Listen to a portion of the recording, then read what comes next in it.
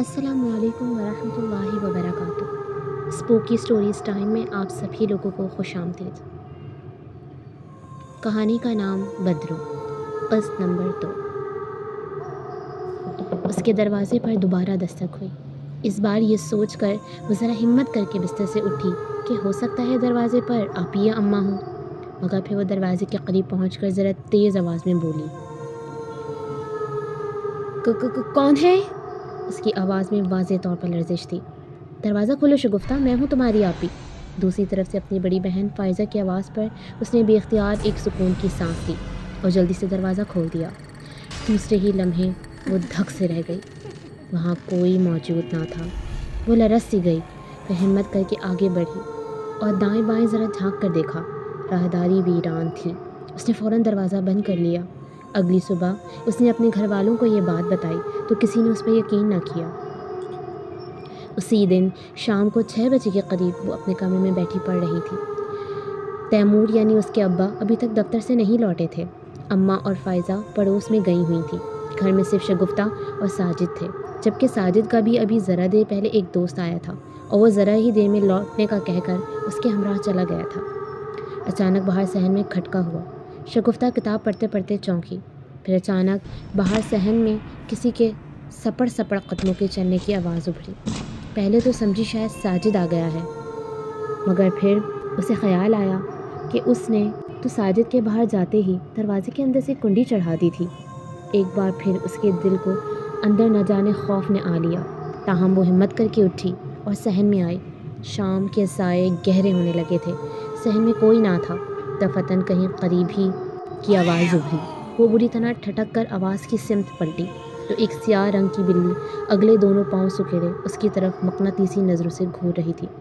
خوف کے باعث شگفتہ پر بری طرح جھنجھلاہٹ طاری ہو گئی۔ اس نے دانت پیس کر اپنی چپل اتار کر بلی کو دے ماری۔ بلی میاؤں کی آواز سے منڈے پر چڑھ گئی اور باہر گلی میں چھلانگ لگا کر غائب ہو گئی۔ شگفتہ نے اپنی چپل پہنی اور جیسے ہی کمرے کی طرف جانے لگی، معاً ایک آواز پر وہ ٹھٹک کر رکی۔ یہ آواز کسی نوعمر بچے کی تھی۔ وہ اپنے کورس کی نظم گنگنا رہا تھا۔ شگفتہ کو حیرت ہوئی۔ اس نے دیکھا بالکنی پر ایک 8-9 سالہ بچہ جس کا منہ دوسری طرف تھا بڑے معصومانہ انداز میں نظم گنگنا رہا تھا۔ شگفتہ اپنے گھر کی چھت پر ایک معصوم بچے کو دیکھ کر حیران رہ گئی۔ اے کون ہو تم؟ اس نے زور سے بچے کو پکارا۔ اس کی آواز پر بچے نے یکدم گنگنانا بند کر دیا اور پھر دھیرے دھیرے وہ شگفتہ کی طرف پلٹا۔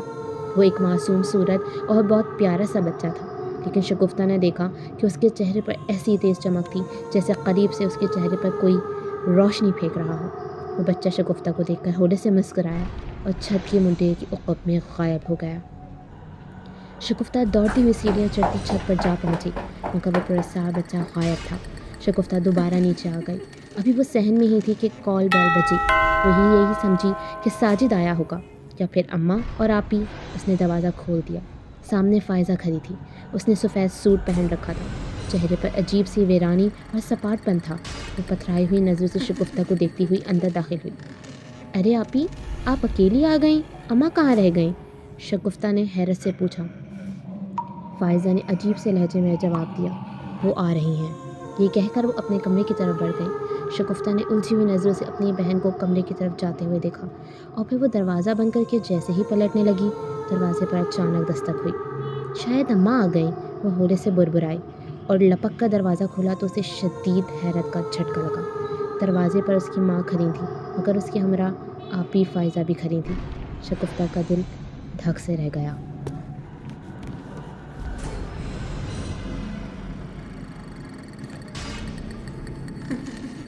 مزید آگے کے لیے ہم اپنی اگلی قسط میں ملیں گے۔